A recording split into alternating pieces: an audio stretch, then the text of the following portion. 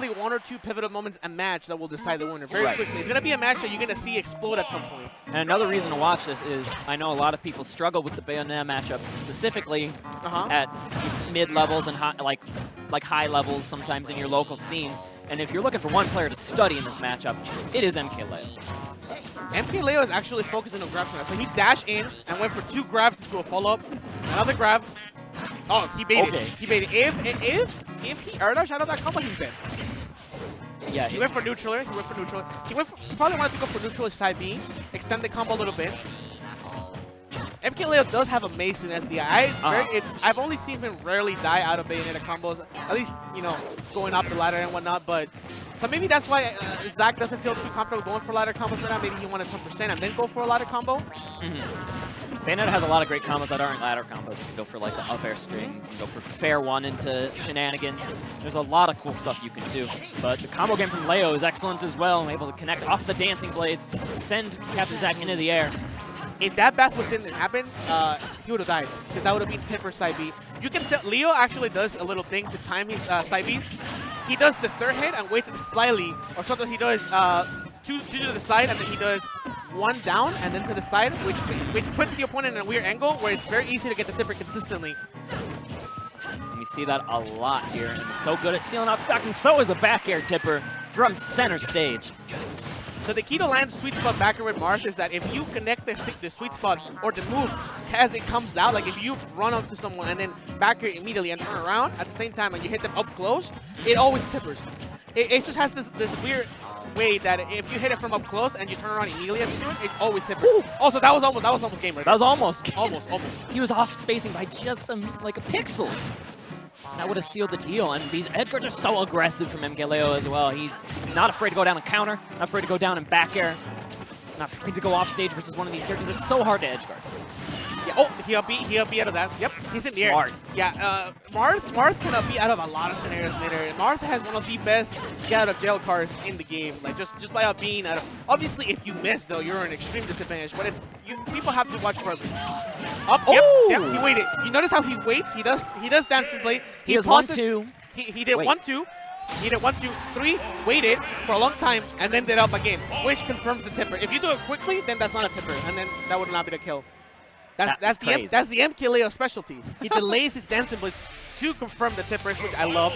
Also, that match, a lot of what I saw were a lot of grabs. But what we didn't talk about was the fact that MKLeo was doing a lot of perfect pivots. He focuses a lot on ground motion, and then he perfect pivots back, and sometimes he does side B, sometimes he jabs, sometimes he just runs in and grabs. So he made that entire match Captain Zack worry about the spacing. He made him concerned, is MKLeo going to grab? Is he going to side B? Is he going to jab?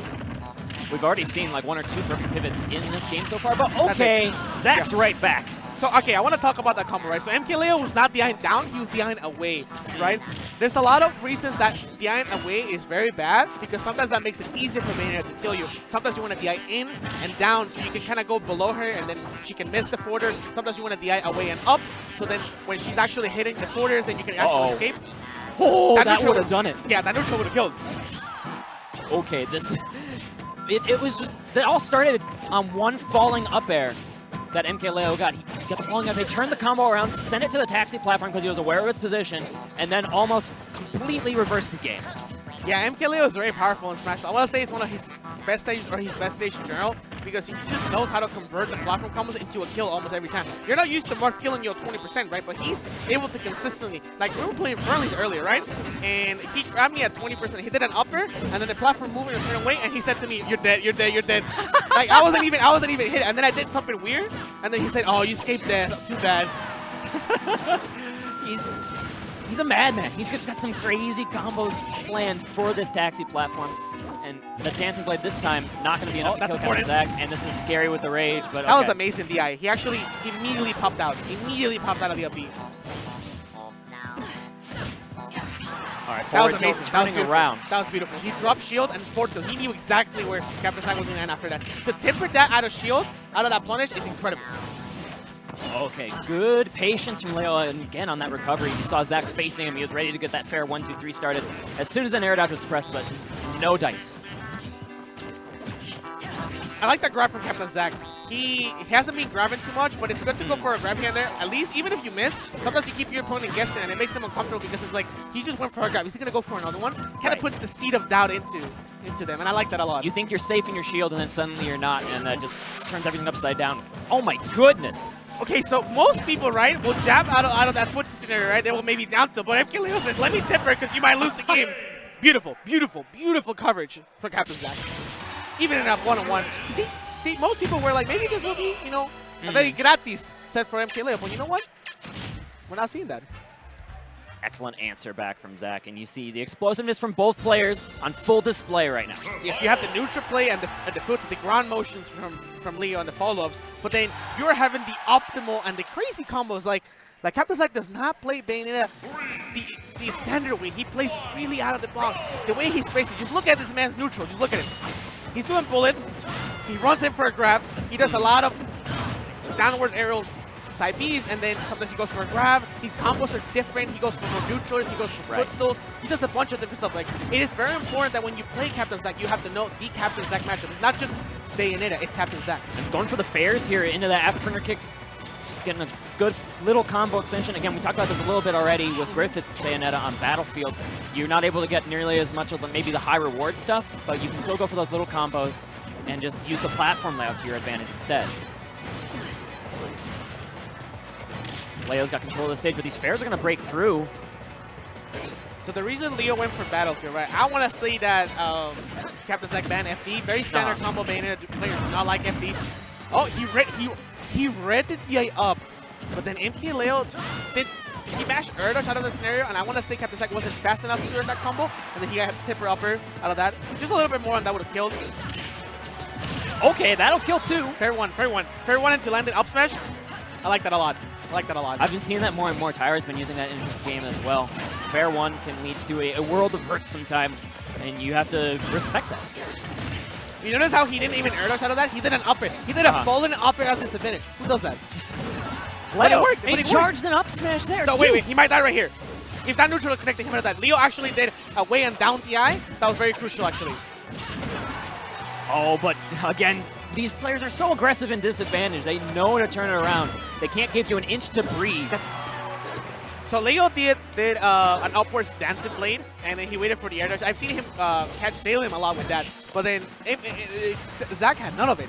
He landed immediately with an attack and punished Leo for even trying to do that. Now Leo's right back in this game on Battlefield. Winning game 3, very important for taking advantage of counterpick advantage if it goes to a potential final game 5. Ooh, all right, what a punish. tipper. That is confident. To tipper out of the punish like that, he didn't have enough time. He only walked for just a blink of a second and really just force smashed and got it. It shows how confident his spacing is, MKLeo, and his decision making. Because he took no time to make that decision what he was going to do. Found the spacing pretty much immediately as soon as the afterburn kicks, the heel slide started going, and sealed it. Not enough to kill the course, but just optimal damage. Or kill out of shield, okay. He did 1 and 2. He knew 3 is too laggy, so 1 and 2 is good to anti-aerial sometimes. Right. Neutral leg, he's going to go for the edge guard. Oh, MKLeo held down that up B.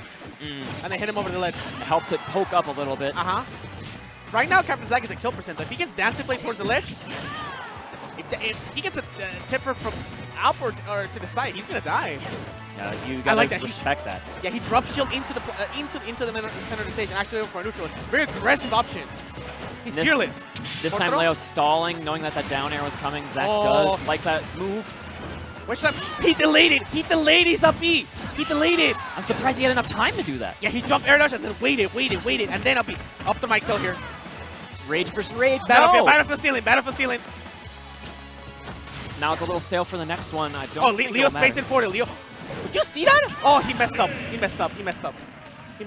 Okay, I want to talk about what Zack did, right? Please, go ahead. So he jumped, he ran up to Leo, did a sure hop up B that landed barely in the platform, so it gave no time for Leo to punish, and then he went for a side B. What I want to say, what he wanted to do is that he wanted the side B to the platform. He wanted to do the aerial downward side B into the platform, because that will trick MKLeo and maybe expose him in the air so he can catch that with an upper or something like that. But instead, he ended up doing a ground side B in the platform, which I'm pretty sure he did not want to do, and then Leo got the upper punish out of that. Very unfortunate for Captain Zack. He was actually playing that game beautifully. But Leo is going to capitalize on that mistake every single time. He's playing Marth in this matchup, character that is so explosive at finding those mistakes and making you pay for them. So here we go onto Town and City Game 4. You know, the way Leo plays, it reminds me a lot of Mewtwokin, to be honest. Like, I feel like if Mewtwokin were to play this game a lot, more than he does right now, I feel like his playstyle will look a lot like Leo. You know, he plays Marth, he plays Cloud, he plays Meta Knight. Look at those characters. These are all characters that Mewtwokin is a fan of. And, That's true. And he focuses on a lot of ground motion, perfect pivots, outspacing the opponent with movement, and then going hard in the paint with the punishes. That is a very Mewtwokin-ish playstyle, actually, if you think about it. Quite appropriate that they're teammates then on Echo Fox. And guess who coaches MKLeo all the time? Mewtwokin. Maybe master and the student sort of relationship, but okay, Leo. That forward, reaching. I really love the fact that Zack was very smart there. He actually DI'd away after the neutraler, because if he DI'd in any capacity, that is, temper. He would have died from that scenario. So very, very good awareness from Captain Zack. I'm seeing a lot of good plays from him this set. If he wins this game, this is going to go to game 5, and then it can be anyone's set. Yeah, definitely. Leo will have the counter pick, but this game 4 has looked even until that one misstep. Oh, Leo all over that. He got a little too confident with that heel slid in the ground. But nonetheless, though, this is anyone's game. I mean, you cannot really discount players. Exactly. Yeah, no, you cannot. We've seen so many great comebacks over the history of this game. Zack is an author of a couple of those himself. And we'll see if he can make it work here on Town and City, but he has to find an opening right now versus Leo. This one off stage might be it. Where's he going to go? All the way across? Oh. He meant to up-B the, like, obviously towards the ledge, but he up-B the unfortunate. Yeah. But that's a window here for Zack. Yeah, it is. Fair. Up-B. Up-B. Oh, he DI'd up and in. And he ended up behind. And then he ended up getting out of the scenario. Like, MKLeo has beautiful DI in general. He's very aware of where to go. Sometimes it's scary with that Bayo Witch twist to DI it in, because you think you're just going to be, it's going to be easier for the follow-up. But Leo knew that he would pop out on the other side, exactly where Zack didn't go. It's also important because Captain Zack is moving forward while doing this. So if someone's moving to the right and then you move to the left, it gives you that little boost. Indeed, and now, okay, Leo's got this grab. Sneaking out, though, is Zack is going to get this afterburn pick started. Oh, he went for the fair follow-up. If that fair follow-up connected, that would have been really bad, because then you can go for a side B from that point on. You can follow up really well from that corner.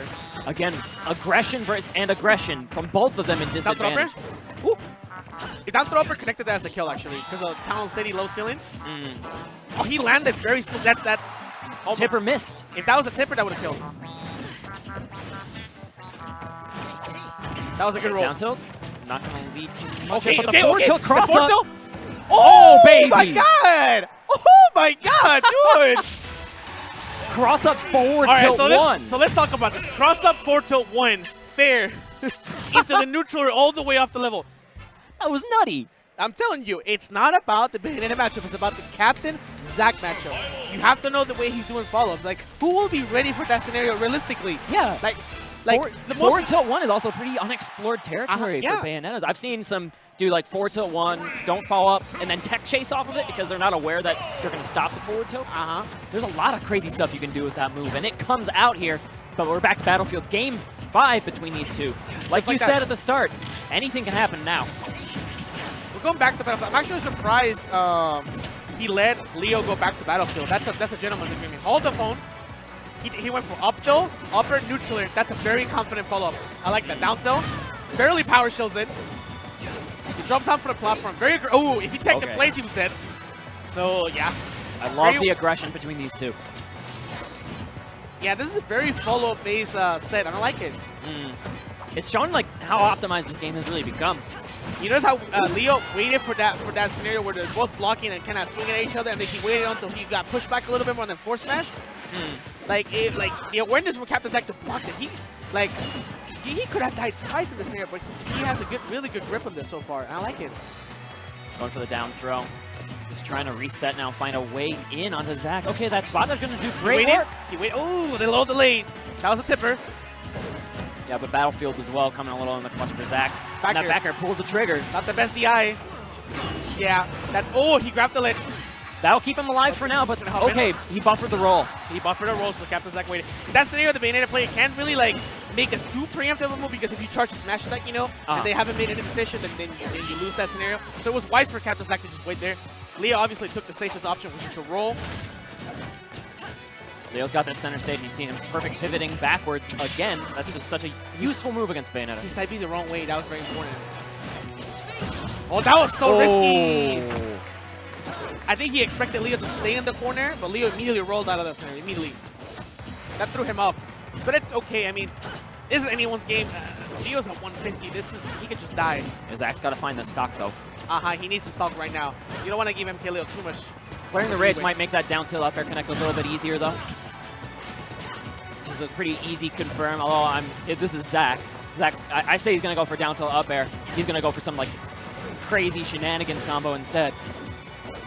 We'll have to see how it plays out. He just continues to go for a lot of grabs. He understands. Oh yeah, that was afterburner kick up air. Yeah, for sure. Yeah, he meant the side B midair, but he landed on the platform in a very weird way, which happened in Battlefield in the previous game too. Deja vu for sure, but this time it cost Zack maybe a stock with his fourth throw. Yes. All right, game 5, last stock. Leo taking center stage again. All right, but yeah, he breaks that zone in perfect time to get the grab. Wait, that's a great combo starter. He missed the double upper. You know what he wanted to do? He wanted to upper. Up air, re-land. Yes, land on the top platform, and then that would have actually been a very good spot for him. Tipper? Almost. You see how strong Marth's tipper is? Yes. That's a move. And he has that on every single move, don't forget. But going for this down throw and get the back air right out. Finds the tipper on it, but great DI from Captain Zack going to the far corner. Jab forward, that's it. Yep. And Leo takes it. That was a fantastic set. That was, I feel like the game, the set turner was the game on Battlefield where Zack side B on the platform and he dropped that game. Then he won game 4 very explosively. I think that because imagine, if he won that game on Battlefield, he would have had one more of these games, and I think Captain Zack would have taken it.